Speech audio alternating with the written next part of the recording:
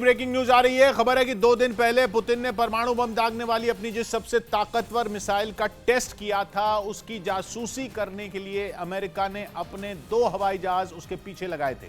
बताया जा रहा है कि दोनों विमान एक साथ रूस के पूर्वी तट की ओर उड़े थे और रूस की सरमात इंटरकॉन्टिनेंटल बैलिस्टिक मिसाइल भी टेस्ट के दौरान उसके पूर्वी तट पर ही जाकर गिरी थी। मतलब साफ है कि रूस के सबसे खतरनाक परमाणु हथियार के टेस्ट का नाम सुनकर ही अमेरिका के कान खड़े हो गए थे और इसीलिए उसने अपनी वायुसेना के 2 स्पाई प्लेन उसके पीछे छोड़े थे ताकि रूस की सरमात मिसाइल की टोह ली जा सके।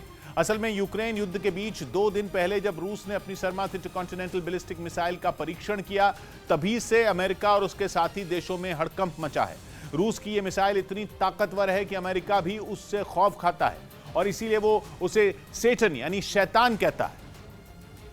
यही वजह रही कि कुछ मीडिया रिपोर्ट में यह दावा किया गया कि अमेरिका ने रूस की शैतानी सरमत मिसाइल की ताकत का अंदाजा लगाने के लिए, उस पर नजर रखने के लिए अपनी एयरफोर्स के 2 RC-135S विमान उड़ाए थे, जो कि रूस के पूर्वी तट तक गए थे। वो भी ठीक उसी दिन जिस दिन रूस ने अपना मिसाइल टेस्ट किया था, यानी 2 दिन पहले। माना जा रहा है कि रूस के पूर्वी तट को मंजिल इसलिए चुना गया क्योंकि उसकी सरमत मिसाइल भी रूस के उत्तर पश्चिमी अरखानगिर्स्क प्रांत से लॉन्च होकर उसके बिल्कुल पूर्वी छोर पर मौजूद कमचत्का प्रायद्वीप पर जाकर गिरी थी। ऑनलाइन फ्लाइट ट्रैकिंग सॉफ्टवेयर के जरिए सामने आई तस्वीरों में अमेरिका के दोनों RC-135S विमान उसके एयरबेस से उड़ान भरकर बेरिंग सागर के ऊपर उड़ते नजर आए, वो भी बिल्कुल एक के पीछे एक। तस्वीर में बीच में ये बेरिंग सागर है, इसके पूर्व में है अमेरिका और पश्चिम में है रूस।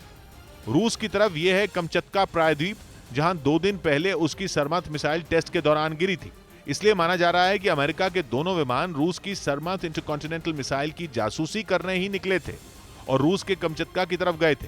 हालांकि जब रूस की मिसाइल की टेस्ट की खबर आई थी तो अमेरिका ने उसे रूटीन बताया था और साफ कहा था कि मिसाइल परीक्षण से उसे और उसके साथियों को कोई खतरा नहीं है। इतना ही नहीं, अमेरिका ने यह भी कहा था कि उसने रूस के मिसाइल टेस्ट को ट्रैक भी किया है। अब सवाल यह है कि क्या रूस की सरमात मिसाइल के पीछे अपने 2 RC-135S हवाई जहाज लगाकर अमेरिका उसे ट्रैक कर रहा था या ये रूस की मिसाइल की जासूसी थी?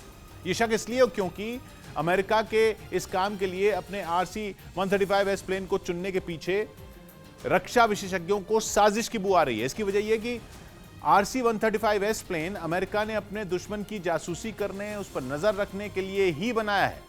अमेरिका अपने इस हवाई जहाज को विवादित इलाकों के बारे में इंटेलिजेंस जुटाने के लिए काम पर लगाता रहा है।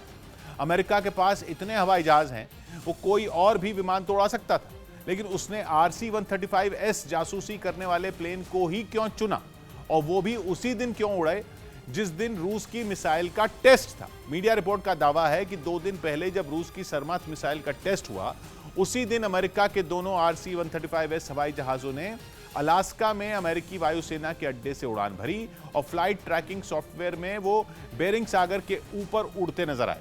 अब बेरिंग सागर उत्तरी प्रशांत महासागर का वो हिस्सा है जो अमेरिका के अलास्का और रूस के बीच में है। बेरिंग सागर के पूर्व में है अलास्का और पश्चिम में रूस की तरफ है उसका कमचत्का प्रायद्वीप। वही कमचत्का प्रायद्वीप जहां रूस की सरमात मिसाइल टेस्ट के बाद गिरी थी। रक्षा विशेषज्ञों का मानना है कि यह बहुत ही असामान्य है कि जब अमेरिका ने अपने 2 RC-135S एक ही मिशन पर लगा दिए, जो कि ऑपरेट भी एक साथ हो रहे हैं,